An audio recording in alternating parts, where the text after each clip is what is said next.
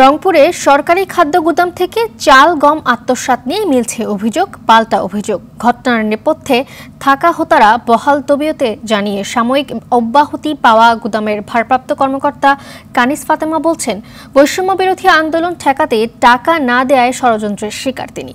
রংপুর থেকে জাহাঙ্গীর আলম বাদলের তথ্যছবিতে বিস্তারিত জানাচ্ছেন ইমরুল কায়েস।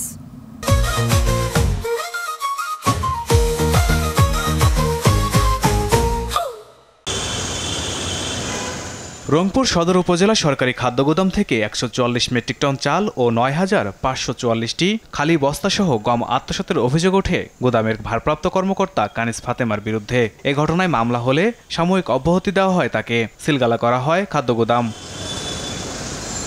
এরপরই মুখ খোলেন অভিযুক্ত ভারপ্রাপ্ত কর্মকর্তা, তুলে ধরেন চাঞ্চল্যকর তথ্য।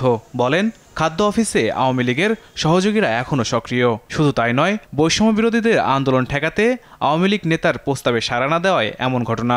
বৈষম্য ছাত্র বিরোধী আন্দোলনের বিপক্ষে যারা কাজ করতেছিল আওয়ামী লীগ, তাদেরকে সহায়তা করার জন্য এবং তাদের সহযোগিতা করার জন্য আমার কাছে ১ লক্ষ টাকা চায় হোয়াটসঅ্যাপে ফোন দিয়ে। তো আমি ওই টাকাটা দিতে অস্বীকৃতি জানাই। তারপর থেকে তারা আমার উপরে ক্ষিপ্ত এবং বলে যে আপনি কিভাবে চাকরি করেন, আমি তাই দেখব।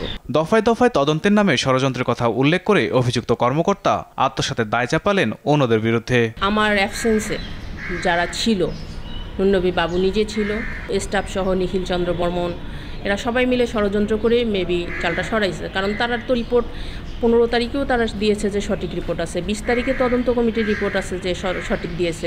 তাহলে শুধুমাত্র আমি অসুস্থ হয়ে যাওয়ার পরে কেন এইটার হলো? একের পর এক তদন্তের কথা জানালেন উপজেলা খাদ্য নিয়ন্ত্রক।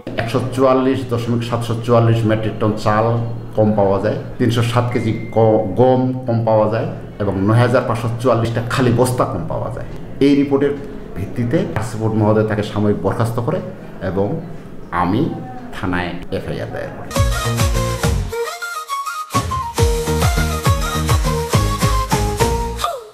তদন্তের মাধ্যমে দায়ীদের বিরুদ্ধে কঠোর ব্যবস্থা নেওয়ার আশ্বাস প্রশাসনের। কর্তৃপক্ষের দৃষ্টি আকর্ষণ করব এবং তাদেরকে এই তদন্ত যেন সুষ্ঠুভাবে এবং একবারে নিরপেক্ষভাবে হতে পারে, অনুষ্ঠিত হতে পারে, সেই বিষয়ে আমরা তাদের দৃষ্টি আকর্ষণ করব। ১৩ সেপ্টেম্বর দায়ের করা মামলায় ভারপ্রাপ্ত কর্মকর্তা কানিস ফাতেমা ছাড়াও গুদামের লেবার সর্দার রবিউল ইসলাম ও নিরাপত্তা প্রহরী চঞ্চল সিংকে আসামি করা হয়। ইমরুল কায়েস, RTV।